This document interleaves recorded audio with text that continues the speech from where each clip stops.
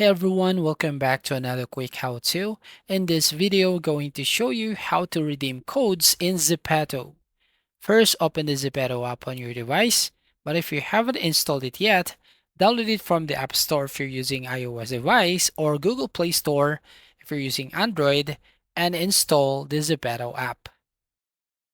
Now, once you're in the app, you just need to tap on your profile icon located at the bottom right corner of your screen to access the main menu.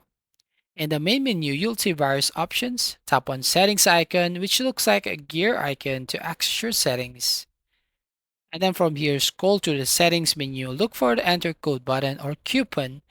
And here, as you can see, once you tap on coupon, then you will basically redeem coupon and you just have to type the Zepeto code right here. If the code is valid, you'll see a confirmation message and the items or bonuses will be added to your account. You can now enjoy your new items in Zepeto. But if you encounter any issues, make sure you enter the code correctly without any spaces. Also check if the code is expired or if there are any specific requirements to use the code. If the problem persists, contact Zepeto support for further assistance. And that's all. Thank you for watching. See you in the next video.